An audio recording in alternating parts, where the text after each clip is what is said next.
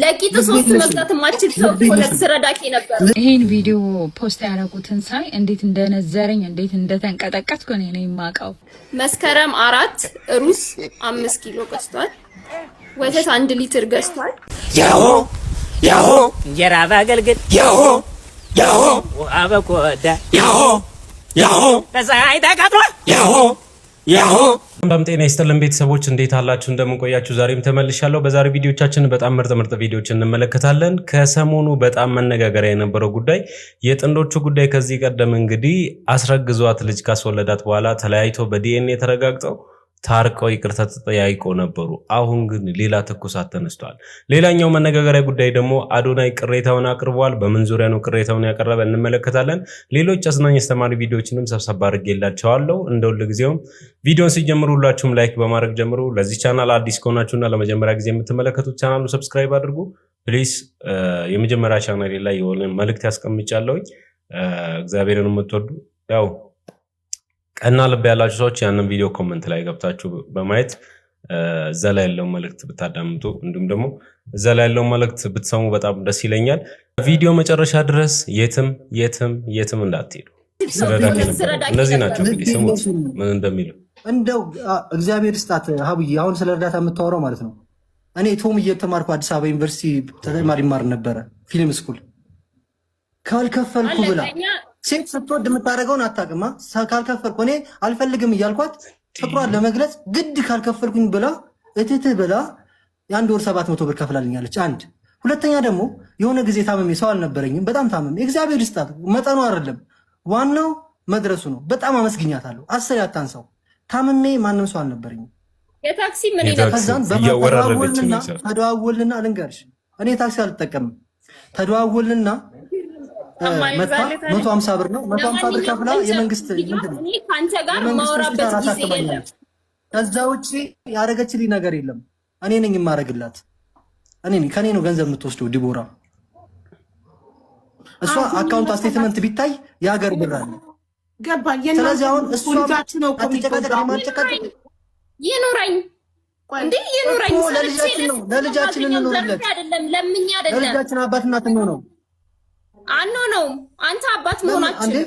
ስለዚህ እኔ ይኸውልህ አላየው አጠገቤ እንዳይደርስ ብለህ ሰርተሃል። ልክ እንደ በሽታ ቆጥረክ ወደ ቤተሰቦቼ እንዳይቀላቀል ብለህ ቪዲዮ ሰርተሃል። እንደዛ አይደለም አትቆይሪ። እኔ ያልኩት ይሄን ሐሳብ ማትቀበል ከሆነ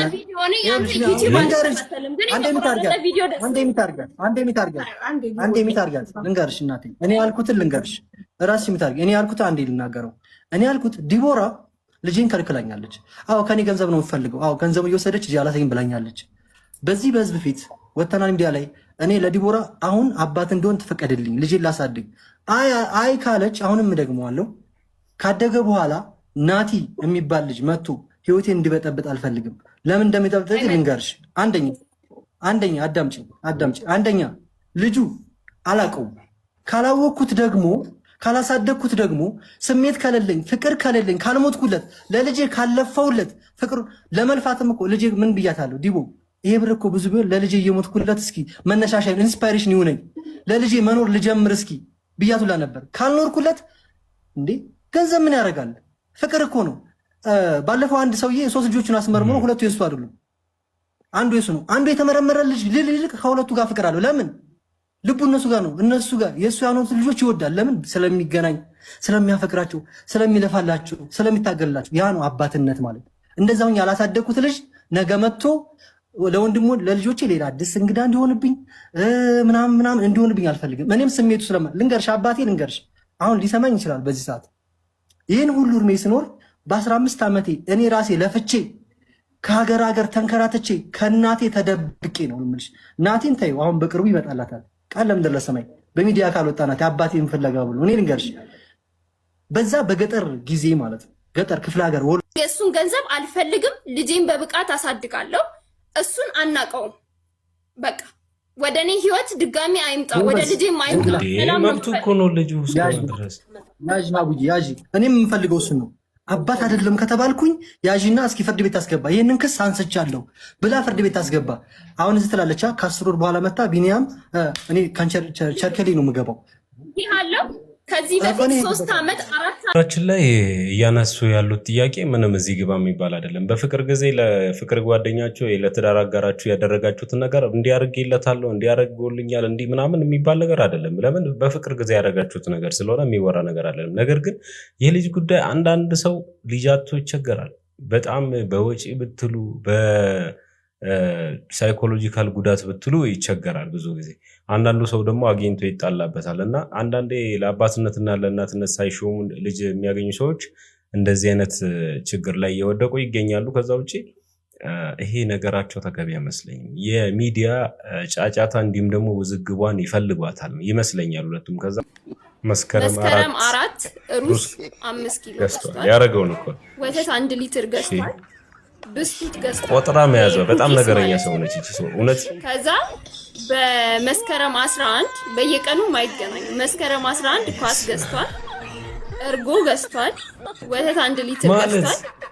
ከዛ ብስኩት ገዝቷል፣ ፓምፐርስ ገዝቷል፣ 2 ፓምፐርስ ገዝቷል፣ ዋይፕስ 1 ነው የገዛው። ስጋ ግማሽ ኪሎ ስጋ ማለት ነው። ልጅ ነበር በረከትክ ቁጥር ሲውል። ስለዚህ አታስፈልግም አንተ ሶፋ ላይ ብትቀመጥ በፍሪጅ ውስጥ የተቀመጠ የቀዘቀዘ ምግብ ፍሬሽ የሆነ ምግብ ብትበላ አልጋ ላይ ብትተኛ ልጅ እንደሱ አግኝቶ አይደለም። ገባ? እኔ ያጣሁትን አጥቼ ነው ልጄን እያሳደግኩ ያለሁት። አንተ የፈለገ አይፎን 17 አይፎን ምናምን የፈለገ ብትጋጋጥ የፈለገ ነገር ብትሆን ልጄን በክብር አሳድጌ ነው። ይህን ጉደኛ አባት እንስማውና ትንሽ ሀሳብ እንሰጣለን።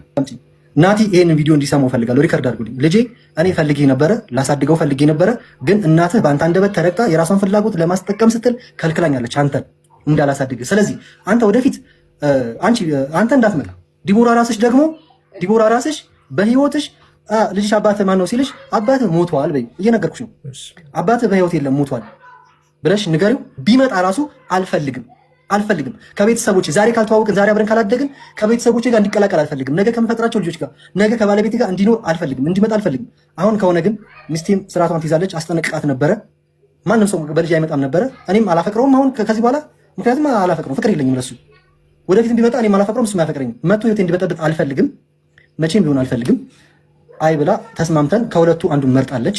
ይሄ ቃሌ ነው፣ መቼም የማላጥፈው ነው። የመጀመሪያው አባት መሆን ፈልጋለሁ፣ የሁለተኛው ደግሞ አባት መሆን አልፈልግም። እንዳይመጣ ቢነዋ እሷ አባት አትሆንም ስላለች ሁለተኛውን መርጣለች። እኔም ደስ እያለኝ ወደ ህይወቴ እንዳይመጣ እንዳትልኪብኝ፣ ከዘሮቼም እንዲቀላቀል አልፈልግም። በቃ እኔ አሁን እረሳዋለሁ። እናቴ የሚባል ልጅ እንዳለኝ እረሳለሁ። ቃል ለምድር ለሰማይ። እነዚህ ሁለት ባልና ሚስቶች እንግዲህ ሀቢባ ቤት ገብተው ሲጨቃጨቁ አባትየው ምርር ትክን ብሎ ልጅን አልፈልገውም፣ አያፍቅረኝም፣ አላፍቅረውም እኔ ጋር እንዳይመጣ ምናምን ነገር እያለ ሲዝት ሰማሁትኝ። እንዴ ይሄ ልጅ ማመልከቻ ጽፎ ወለዱኝ ብሎ ነው የተወለደው? እናንተ እኮ ለራሳችሁ ስሜት ማርኪያ ስትሉ አልጋ ውስጥ ገብታችሁ ስትላፉ ነው ይሄ ልጅ ወለዳችሁት። ታዲያ ይሄ ልጅ ወዶ ፈቅዶ ባልተወለደበት ለምንድን ነው እንዲህ ጥፋተኛ ሆኖ እንደተወለደ አድርጎ እንዲያስብ የምታደርጉት? እናንተ ወላጅ ድሮ ከራሱ ስሜት ይልቅ የልጁን ስሜት ነበር የሚያስቀድመው። እናንተ ግን ልጁ ገደል ይግባ ብላችሁ የራሳችሁን ስሜት እያስተናገዳችሁ ልጁን በእንዲህ አይነት ሞራሉን መጉዳት ትክክል ብላችሁ ታስባላችሁ? ይሄ የ4 ዓመት ልጅ በትክክል ማሰብ ይችላል። ነገ አሁን ምን እንደተከሰተ በደንብ አድርጎ ማወቅ ይችላል። ነገ ታዲያ ለአባት ወይ ደግሞ ለወንዶች ምን አይነት አመለካከት ሊኖረው ይችላል ተብሎ ይታሰባል? ረግዴላችሁም ገና ለዚህ ለቲክቶክ ደቃቂ ሳንቲም ብላችሁ እንደዚህ ቤተሰብን ማፍረስ ምንድን ነው የሚባለው? ዛሬ ሁለታችሁንም አይዞ ያላችሁ ሰዎች ነገ ትተዋችሁ ላለመሄዳችሁ ምን ማስተማመኛ አላችሁ? ስለዚህ ግዴላችሁም። ከምንም በላይ ችግሮች ባይፈጠሩ ጥሩ ነው። ባልና ሚስት አብረው ቢኖሩ መልካም ነው። ካልሆነ ግን በሰላም መለየትን እኮ የመሰለ እኮ ነገር የለም። እዚህ ቲክቶክ ፍርድ ቤት ላይ መጥቶ ያለ የሌለ የዳይፐር ወጪ፣ የወተት ወጪ፣ የምን ወጪ እያሉ ገበና መጋለጥ፣ ከምንም በላይ ደግሞ የልጁን ሞራል አለማሰባችሁ። አሁን እናንተ እውነት ወላጆች ናችሁ? እውነት እናንተ ሳትወልዱ ውሃ በሆነው ቢቀር ይሻል ነበር። እግዚአብሔርን እኔ የልጁ ስሜት ነው በጣም ያሳዘነኝ። እናንተ እንኳን ራሳችሁ ወርዳችሁ ፈቅዳችሁ ቀንድም ስላበቀላችሁ ስለናንተ መናገር አልፈለግም። ግን ከምንም በላይ ልጆች አድገው ቤተሰብ ይመሰርታሉ፣ ትልቅ ሰው ይሆናሉ። ስለዚህ ምን አይነት ሞራል ይዙ ኖሯቸው ነው እነዚህ ልጆች ሊያድጉ የሚችሉት? ስለዚህ ግድ የላችሁም ከራሳችን ስሜት ይልቅ የልጆቻችንን ስሜት ልንረዳና ልናስብላቸው ይገባል። እነሱ ወደው ፈቅደው ሳይሆን በእኛ ፍላጎት ስለተወለዱ ማለት ነው። ስለዚህ አንተም አንቺም ሰከን በሉ። ከዚህ ከቲክቶክ ፕላትፎርም ትንሽ ራቅ በሉና እስቲ ለራሳችሁ ጥሞና ጊዜ ስጡ። ልክ የሆነ ስትረሱ ተመልሳችሁ መታችሁ የሆነ ነገር ትፈጥራላችሁ አጀንዳ። ከዛ በመሃል የምትሸቅሏት ሳንቲም አለች። ምናልባት እንደውም አሳስበው ተናግራችሁ ሊሆን ይችላል። ገና ለገና እናንተ የምታገኙትን ገንዘብ አስባችሁ ልጁን ግን ባትጎዱት ይሻላል ማለት ነው። አመሰግናለሁ። በነገራችን ላይ ወንድ ልጅ አይጣ ይሄ ልጅ አባት ተብዬው እንግዲህ ልጁን የማያሳድገው በዚህ ጊዜ እንዲያርጓል እያለች እንግዲህ እናትየው ደግሞ የምትቆጥርበት ልጁ አቶ ሊሆን ይችላል። እና ግን ማጣት ደግሞ በዚህ ልክ ልጅን አሳልፈው ሚዲያ ላይ መስጠት ለፍርድ የግል ጉዳይን ሚዲያ ላይ አውጥቶ እንትን ማለት ትክክል አይደለም። ማጣት ሁላችንም ጋር ሊኖር ይችላል እና ብዙ ያጋጥመናል። ግን ማጣታችንን ደግሞ በማይሆን መልኩ አምጥተን ሚዲያ ላይ መለመኛ ልናደርግበት ተገቢ ብዬ ነው አያስብም። ግን በቃ ለልጁ የምንጨግነ ከሆነ ከመጋረጃ ጀርባ ብንጨርስ ጥሩ ነው እንጂ ይሄ ለሚዲያ ለዘላለም የሚቀመጥና ልጁን ማድርጎ ነገ የሚያየው ጉዳይ ነው። ሌሎችም ትማሩበታላችሁ ብዬ ነውና እኔ አሁን ሁላችሁ ወንዶች ከዲቦራና ከልጁ ይሄ ልጁን ከካደው የተማርኩት ነገር ልንገራችሁ። በመጀመሪያ ደረጃ 80 አልባ አትውለዱ። ወንድ መሆናችሁ ሴት 80 አድርጉ ማለት ነው። እርግጠኛ ነኝ አሁን ይሄ ልጅ በ80 ተወልዶ ቢሆን ማለት ነው በዚህ ደረጃ ሶሻል ሚዲያ ላይ ወጥተው ዲስሪስፔክት አይደራረጉም ነበር። በሁለተኛ ደረጃ ደግሞ ወንድዬው ወንድ አይደለም፣ ወንድ ሳይሆን ዘልዛላ ወንድ ነው። ገባችሁ? ለምን ካላችሁ በዲቦራ እንዲያልፍለት ነው የሚፈልጋችሁ። ኮንቴንት ስለሌለው በዲቦራ እንደዚህ ያረጋች በዚህ ወጥቶ በዚህ ወርዶ እያለ በዲቦራ መሸቀል ስለሚፈልግ ነው። ለምን እኛ በኢቲዩ እንከታተለዋለን። እኛም እኮ ሶሻል ሚዲያ ሰዎች ነን እና ብዙ ጊዜ ኮንቴንቱ ስለ ዲቦራ ሲያወራ ሰው ያይለታል። እና ለማንኛውም ወንዱን ገባ ወንድ ሳትሆኑ ዝም ብላችሁ መዛም ትሸኑና መጣችሁ ትበጠረቃላችሁ። ለማንኛውም ጊፍት አትስጡት። በአላህ ሰርቶ ይብላ ወንድ ውሽሚት አያድርገውና እኮ አንቺ ድንገት ብታለቅሽ ጀቦለደች እኮ ነው የሚባለው። እንዴ ፊትሽ እንደ ፀሐይ የፈካ የበራ ነው። አንተ ግን ሚስት እያለን ማሽኮርመም ተገቢ ነው? ቀላል ተገቢ ነው። ምናችሁ ተገናኝቶ ከሷ ጋር እኔ እኮ እሷ የሰራችሁ ምግብ ከምበላ ያንቺን እጅ ብስም ሳምንት ተግባለሁ።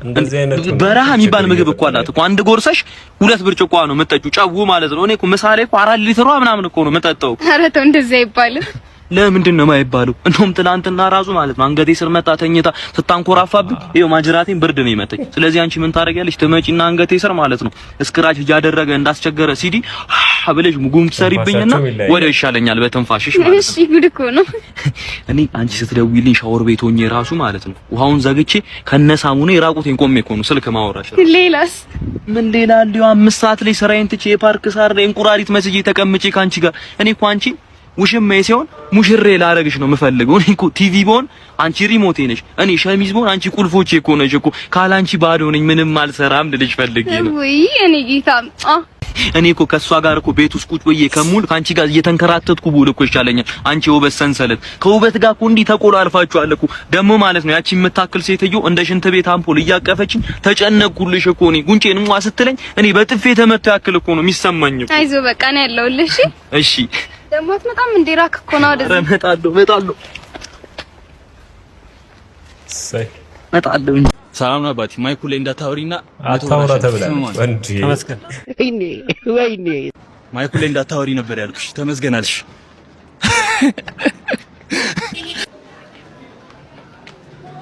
ስሚ አባቴ ማይኩ ላይ እንዳታወራና 100 ብር አሸንፍ። አፈልግም ማይኩ ላይ እንዳታወራና 100 ብር አሸንፍ። ማን ሰጤ ፈጣሪ ተሸነፍ። ማይኩ ላይ እንዳታወራ ነበር ያልኩሽ። ስሚ አባቴ ማይኩ ላይ እንዳታወሪና 100 ብር አሸንፍ። ሰማን አዲስ ማይኩ ላይ እንዳታወሪና 100 ብር አሸንፊ ነበር ያልኩሽ። ስምሽ ምንድን ነው ታዲያ? ማይኩ ላይ እንዳታወራና 100 ብር አሸንፍ። ሰማን Ladies and gentlemen, we got him. ወዴት ይሄድ? ምን ልብስ ነው የለበስኩ? አምሮብሻል። ቴንክ አትልም? እንሂድ አንድ ላይ። ስም ማን ነው እየነገርከኝ? የት ነው የተማርከው? ፀጉርን አትቆረጥም እንዴ? በጣም አድጓል። ይደግ እንደዛ ይሻላል። ኦኬ እሺ። ቁመት ስንት ነው? ረጅም ነው? ምንድነው የምትሰራው? አረካሽ ወላሂ ሞዴል ነሽ? ጋይስ ሁለተኛ አሸናፊ አግኝተናል። 100 ብራችንን እየሸኘናት ነው።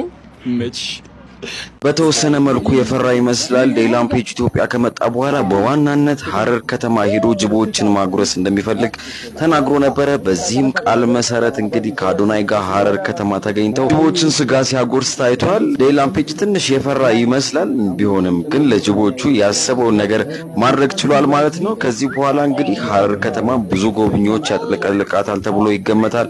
ለማንኛውም በሐረር ያደረጉትም ቆይታ እጅግ ማራኪና መሳጭ እንደሆነ ተስፋ አድርጋለሁ። በነገራችን ላይ የዴላም ፔጅ እና የአዶናይ ቆይታ ኢትዮጵያ ውስጥ በጣም ትልቅ ፋይዳ አለው። በተለይ ለሀገር ፋይዳ አለው ብዬ አስባለሁ። በዛው ልክ ደግሞ ለግለሰቦች ቲክታከሮች ከሱ ጋር ለሚታዩት ደግሞ የሀገር ውስጥ መስታወቂያዎችን ለመስራትም ይጠቅማቸዋል። ነገር ግን አዶናይ የሆነ ወቀሳ አቅርቧል። ምን አይነት ወቀሳ ነው ያቀረበው? አዶናይ ላይም ደግሞ በተቃራኒ ሌላ ነገር ነው የቀረበውና በቃ እንዴ ጦርነቱን አዶናይና ዴላም ፔጅ የሚያስቆሙ ይመስል ሰላምን ሁለቱ ብቻ የሚያመጡ ይመስል በጣም እንደዚህ የሚሉ ሰዎችን በርክቷል። የየድርሻችንን ካላረግን በነገራችን ላይ ሁለት ሰው ምንም ማድረግ አይችልም እሱ ነገር ላይና ግን እስቲ አዶናይ ወቀሳ ያቀረበበት ጉዳይ ምንድነው? ከነሱ ጋር ተያይዞ ያለውን መረጃ እንስማ። ከአዋርዱ ጋር በተገናኘ አዶናይ ጥያቄ ያነሳ። አዶናይ በራሱ አካውንት ስቶሪ ባደረገው ጥያቄ ላይ አንደኛ ይህ አዋርድ ስንት ብር ገቢ እንዳገኘ በግልጽ በሶሻል ሚዲያ እንዲነገር፣ ሁለተኛ የተሰበሰበው ገንዘብ ወዴት እንደሚገባ፣ ሶስተኛ ለበጎ አድራጎት ከሆነም እነዚህ በጎ አድራጎት ድርጅቶች ስንት ብር ገቢ እንደተደረገላቸው በሶሻል ሚዲያ ይገለጽ፣ አመሰግናለሁ ሲል አዶናይ በራሱ ሶሻል ሚዲያ አካውንት ስቶሪ ላይ ይሄንን ጥያቄ አንስቷል። የትኛውም ሀገር ሁለት ፊት እንዳላት እናውቃለን። ቁስልና ውበት። ሀገራችን ሰላም ባልሆነችበት ውበት ለማሳየት እንደዚህ አይነት ነገሮች እንዴት ይፈጠራሉ የሚል ከአብዛኛው ሰው ተቃውሞ ተነስቷል። ምንም እውነታ ቢኖረውም ግን ያልገባቸው አንድ ነገር አለ። የትኛውም ሀገር የሚገነባው በእውነትና በተስፋ መካከል ነው። የአዶናይና የዲላን ጉብኝት የተረዳችሁት አይመስለኝም። ኢትዮጵያ በታሪክ በባህል በተፈጥሮ የተሞላች ሀገር እንደመሆኗ ዲላንን ወደ ኢትዮጵያ ማምጣት የኢትዮጵያን የቱሪዝም ውበት ለዓለም ታስቦ ነው። ምን የሚባል አባባል አለ መሰላችሁ? የሀገርን ችግሯን ብቻ ማሳየት ተስፋን ያሳጣል፣ ውበትን ብቻ ማሳየት ደግሞ እውነትን ይደብቃል ይባላል። እውነት ነው። ሀገር ውበትን ብቻ አይደለችም፣ ችግርን ብቻ አይደለችም። ሁሉንም አያይዛ የምትኖር የምትጓዝ ናት። ግን የትኛውም ሀገር ለዓለም የምታሳየው ውበቷን ብቻ ነው። ምሳሌ የምናደርጋቸው ብዙ ሀገራቶች ውበታቸውን ለዓለም ያሳያሉ። ለምሳሌ ኢጅፕት ኢኮኖሚያዊ ችግርና ፖለቲካዊ ውጥረት ቢኖራትም ፒራሚዶቿን ግን ለዓለም እያስተዋወቀች ነው። በህንድም በአንዳንድ ቦታ ድህነት ቢኖርም ቦሊድ ታጅማንንና ባህሏን በደንብ ታስተዋውቃለች። ብራዚልና ሌሎችም ሀገራት በኢኮኖሚና በሰላም እጦት ውጥረት ውስጥም ሆነው ሀገራቸውን ግን በመልካም ጎኑ ያስተዋውቁ እየሞከሩ ነው፣ እያየንም ነው። ስለዚህ ኢትዮጵያ የአሁኑ ውበቷ ለምን ታየ፣ ለምን ዓለም አወቃት ብላችሁ ለምትሉ አገር ችግር አለባት፣ ውበቷ ለዓለም አይታይ የሚል ህግ የለምና እባካችሁ መቃወማችሁን አቁሙ። እና አዶናይ ደግሞ ሁሉንም የማሳየት ግዴታ አለባቸው ማለት አይደለም። ቱሪስት ወይም ኮንተንት ፈጣሪ ሁሉንም የሀገር ፖለቲካ ማቅረብ ግድ አለባቸው አይባልም። ድምጽ በሚያስፈልጋቸው ቦታ ላይ ድምጽ እየሆኑ እኮ አይተናል ሁሉንም። አሁኑ ጉዞ ግን ጉብኝት ነው። የሀገርን ገጽታ ማሳየት ነው የፈለጉት። በመጥፎማ ድሮም እኮ ስማችን አለ አይደለም? ድህነት እኮ ብርቃችን አይደለም። ምን አለ ስማችን በእንደዚህ ነገር ብንቀይር? ችግር የለም አላልኩም። ችግሮች አሉ። ችግራችንን ለዓለም ከምናሳውቅ ለሀገር እድገት፣ ሰላም፣ የህዝባችንን ችግር ለመፍታት ከኛ በላይ ለኛ የለም። ሰብአዊ የሚባል ስሜት ባለሀብቶችን ቢሰማቸው መልካም ነው። በቀን አንዴ መብላት ያልቻለ ህዝብ ላይ ሬንጅ ሮቨር ስፖርት 70 ሚሊዮን ብር ገዝቶ የሚነዳ ባለሀብት አለ። ሁለት ዓለም። ታዲያ በህዝብ ችግር የተሳለቀው አዶናይ ነው ወይስ ቅንጦት የበዛበት ባለሀብት? ሀብታሞች ተመቀኛሽ እንዳትሉኝ። ሀብት መኖሩ መልካም እኮ፣ ማጋራት ካልተከተለበት ግን አሁን እንደምናየው አይነት ነው እየሆነ የሚመጣው። ሀብት በእጅ ሲቀመጥ ዋጋ አለው፣ በልብ ሲጋራ ህይወት አለው እንደሚባለው ሌግጀሪ የሆኑ መኪኖችን ገዝቶ በደሃ ላይ ከመንዳ ቢያጋራ መልካም ነው ለማለት። ይሄንን ጊዜ በመረዳዳት በመተሳሰብ በመደጋገፍ ብናልፈው መልካም። ሰማሎች እንግዲህ ሌላ ታሪክ ውስጥ ገብቷል። ጅማ ከተማ ውስጥ በጣም ነው የበጠበጡት። ማለት ስፖርቱ ተቀርጋለና በጣም መጥፎ ግርግር ነበረ። ገርሞኛል።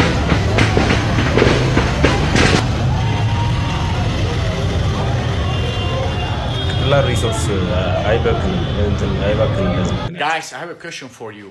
What the first thing comes to your mind when I say Ethiopia? Just to be honest. Bro, Ethiopian coffee, of course. What the hell? Let's go. How about you, my G? Ethiopian music, guys. Oof, nice. Let's go, my Brazilian brother. How about you, bro? Ethiopian girl. Bro! What the hell? What? That's crazy, guys. That's crazy. Oh my This god. makes sense. That's crazy. Yeah, bro.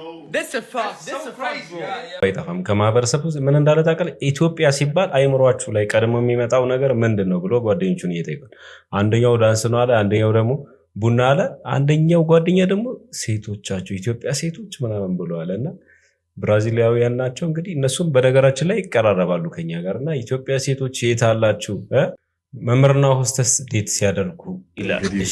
ሊንክ ቀጠሮኝ ሳትንቂ አከራሽ ወጣሽ በስራ ልብስ መጣ። በስራው ፊት ከቻልኩ ነው ምን የሆነች ነገር ቁጫርጫር እያደረኩ እንዳላረፍድብሽ ብዬ ቶሎ ብዬ በዚህ መጣ። አንቺም ቼኪን ያለብሽ ነው የምትመስዪው፣ ምትበሪ ነው የምትመስዪው የወስተስ ነገር። እኔ ማለት ምን ዩኒቨርሲቲ ሌክቸር ነው የምትሰጠው? ምን ኮርስ ነው የምታስተምረው? ነይ ኬጂ ከካናት ጋር ነው ሙሉ ደስ ሲሉ ንጹህ ልብ ካላችሁ ጣና ጋር ABCD good morning students good morning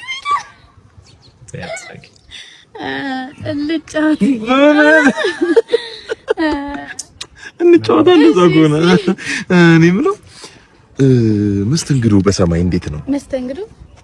ያው ሆስተስ ተብሎ እንትን ተባለ እንጂ ዌተር ነው እዚህ ያሉት በምድር እናንተ በሰማይ እዚህ ሲንግል እንዳይወረበሩ ቦኖ ቁጥሩ ይሰጣሉ ለወጣቱ እናንተ ደግሞ እዛ ቸኮሌት ታዞራላችሁ so do you need a chocolate ህጻናት እኮ አንዳንዴ ዴስክ ላይ ምናምን ይጸዳዳሉ እሱን የማጽዳት ድርሻ እናንተ ነው አይደለ? አዎ እውነት ነው ሀቅ ነው እሱ እናጸዳለን ግን ያው ህጻናት ብዙም ጠንከር ያለ ምግብ ስለማይበሉ ሰጋይነ ብላችሁ አይሸፈም ልጫወት ብዬ እየተጫወትን እሺ በሰማይ ስላለው ብዙ መረጃ የለኝም እዚህ ብዙ ጊዜ ታዘባለሁ እንዴት ነው እናንተ ጋዛ ከስተመር አንዳንዴ ሂሳብ ይዞ አይወርድም እንዴት በፓራሹት እዚህ በጓሮ ብር ተጠቅመው ሲወጡ ሲያመልጡ ስለማይ ነው ለጫወታ ነው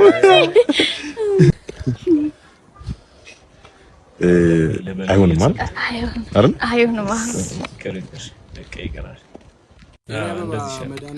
ይሄን ቪዲዮ ፖስት ያደረጉትን ሳይ እንዴት እንደነዘረኝ እንዴት እንደተንቀጠቀጥኩ ነው የማውቀው። ዩ ጋይስ እኔ ካገባው 10 ዓመቴ ነውና የመጀመሪያው 2 ዓመት አልወለድንም ነበርና በቃ በጣም በህይወቴ በጣም ከባድ ጊዜ ያሳለፍኩት በትዳርም የዛን ጊዜ ነው። ልጅ በጣም ነበር የምፈልገው እንዳገባው ነው ወልዶ ሊያውም እኮ ትምህርቴን አልጨረስኩም። ሰው ስንታይ ያን ያህል እንትን የሚያረጋን አይደለንም ገና ነን ምናምንና ግን በቃ በጣም እፈልግ ስለነበረ የትኛውም አስተያየት ህርት ያረጋኝ ነበርና ትዳራችንንም ኢቭን አፌክት አድርጎት ነበር ይሄ ነገር ማለት ነው። መሃን የሆንኩ ነበር የሚመስለኝ። እግዚአብሔር ታማኝ ነው። አሁን ከዛ በኋላ 4 ልጆች ወልጃለሁ እግዚአብሔር እና ልጅን የሚሰጠው እግዚአብሔር ነው። በጭቃ ጠፍጥፋችሁ የምትሰሩት ነገር አይደለም። ኢቭን ሰውን በአስተያየትም በፍቅርም በማሰብም ይሆናል በጥላቻም መቼ ነው የምትወልደው፣ መቼ ነው የምታገባው፣ እንትን መቼ ነው የምታረገው፣ መቼ ነው የምትደግመው ስትሉ እናንተ አስባችሁ ሊሆን ይችላል። ግን ትክክለኛ ከእግዚአብሔር ጋር ያለውን ሪሌሽንሺፕ ነው የምታበላሹበትና የእውነትም ሌላ ነገር ውስጥ ነው የምትከቱትና ፕሊዝ እንደዚህ አትበሉ። እንደ ማህበረሰብ በጣም መቀየር ያለብን ነገር ነው ብዬ ነው ማስበው። ሁሌ ነው ማስባቸው ሳያቸው እኔ እጸልይላቸዋለሁ። ኮሜንት ላይ ግን አንድ ነገር ብዬ አላቅም። እግዚአብሔር ግን ልጅን እንደሚሰጣቸው አምናለሁ። ደግሞ መስጠት እኮ አይቀርም። ይኸው እግዚአብሔር እኔን በ4 ልጅ አምኖ ሰጠኝ እኮ እና እኛ ብቁ ስለሆነን የሚሰጥ ነገር አይደለም። እግዚአብሔር እንደ ታማኝ ቆጥሮን የሚሰጠን ትልቁ በረከት ልጅ ነው። ፕሊዝ እንደዚህ አትበሉ፣ አትጠይቁ። የእውነቴን ነው ፕሊዝ። በቃ ማለት እኔ እንዴት ልለምናችሁ። በተመሳሳይ መንገድ ያለፋችሁ ደግሞ ለእምነት እንዲሆናቸው እና ሌላም ሰው ደግሞ አንደርስታንድ እንዲያደርገው እስቲ ምስክርነትና ያለፋችሁበትን ነገር በኮሜንት አስቀምጣ። መሆኑ እኮ አይቀርም። አብረናችሁ ሴሌብሬት ማድረጋችን አይቀርም። የኔ ውዶች በርቱ። ለውጣችሁን እያየን ነው። በብዙ በፍቅራችሁ በጣም ነው ደስ የሚለን እና እግዚአብሔር ቤታችሁን ይባርክ፣ ትዳራችሁን ይባርክ። እግዚአብሔር ደግሞ እንደ ሀና ጸሎታችሁን ይሰማል፣ ፈጥኖ ይሰማል። የእውነቴን ነው። በእውነት ይሰማል። እኔ እርግጠኛ ስለሆንኩ ነው። በራሱ በጊዜ ውብ ያደርገዋል። ለኛ የነገራችሁን ለጓደኞቻችሁ ለቤተሰባችሁ ያልነገራችሁት እዛው በተራሳችሁ ላይ ያወራችሁትን የጸለያችሁትን ጸሎት እግዚአብሔር ያያል። ፈጥኖ ይስማላችሁ። በቃ ፈጥኖ ይመልስላችሁ፣ ለበረከት ያድርግላችሁና ቤታችሁ በሰላም በፍቅር በደስታ ይሞላ። እንወዳችኋለን በጣምና አምናለሁ እግዚአብሔር ይሄን እንደሚያደርገውና ኮሜንታቸው ላይ ከዚህ በኋላ እንደዚህ አይነት እንትኖችን ካየው እኔ ራሴ ነኝ ኮሜንት ሪፕላይ ማድረገው። እውነቴን ነው። አመሰግናለሁ። ስሜቱን የሚያውቀው የኖረበት ሰው ብቻ ነው። ማንም አያውቅም። እቺ ልጅ ያወራችሁ ከምን ተነስታ ነው? ጂአር ካፕል የሚሉ ሰዎች ለምን አትወልዱ የሚል ጥያቄ አላቸው። እነሱን አይታ ያንተ እዚህ ቪዲዮ ኮሜንት ጽፎልኩ ነበርና ማህበረሰቡ ህዝቡን ምን ያክል እንደሚጎዳ የምትረዱበት ቪዲዮ ነው። የእውነቴ ነው። እኔ 7 ዓመት ሆኖኛል ባሌ ሳይጠላኝ ባሌ ችሎኝ እያለ ግን ለማህበረሰቡ መኖር አልቻልኩም። እኔም በ5 ዓመት የወለድኩ እኔም በ10 ዓመት የወለድኩ ግን ያሳለፍኩት ዓመታት ቀላል አይደለም የሚሉ ሰዎች አሉ። ይሄ ማለት ማህበረሰቡ የሚያሳድረው ጫና በጣም ቀላል አይደለም። በጣም ከባድ ተጽዕኖ አለውና አንዳንድ ጊዜ የሆነ ማግኘትና ማጣትን ከጽድቅና ኩነኔ ጋር የሚያያይዙ ሰዎች አሉ። እሷማ በጣም አላሌ ስለሆነች ነው እሱማ አላሌ ስለሆነ ነው የሚሉ ሰዎች አሉ። እና ጻድቅ የሆነ ሰው አይደለም ልጅ የሚወልደው ኃጢአተኛ ስለሆናችሁም ደግሞ አታጡም ማለት ነውና በጣም የፊሊንግ በጣም ስሜቱን አውቀዋለሁ እና በጣም ከባድ ነው። በጣም እያለቀ ነው አባ እያለቀ መጀመር ከሆነ ነው የሚልቀው እንዴ? ይሄ በቃ ጨረስኩኝ። ይሄ ፋብላልሻለች ኢንቪዚብል ነው የምነቀሰው እንዴ? ይሄ ነቀሰው ምን ለየው? ከዚህኛው የተነቀሰው ካልተነቀሰው ምን ለየው? በዚህኛው ነው እንዴ ነቀ? የትኛው ጋር ነቀስኩት? አንተ ማን ገራሚ ጸጉር ቆራጭ ይዤላችሁ መጥቻለሁ። እስኪዩትና ኮሜንት አብረ የጸጉር ሌስትሮም አለ እንዴ? የመጀመሪያው ስራ ይሻልክ ነበር ቀለም ቀቢነት። በጣም አሪፍ ነው። በተለይ ባሰራ የት ነው ብሮ ተሳስቼ እንዳልመጣ። ዛሬ ቪዲዮቻችን እነዚህን ይመስላሉ። ሀሳብ አስተያየቶቻችሁን ኮሜንት ላይ አድርጉ። ኮሜንት መጀመሪያ ላይ ያስቀመጥኩትን ሊንክ ገብታችሁ ማየታችሁን እንዳትረሱ። ቀጣይ በምርጥና በተሻለ ቪዲዮ አገኛችኋለሁ። ይመቻችሁ።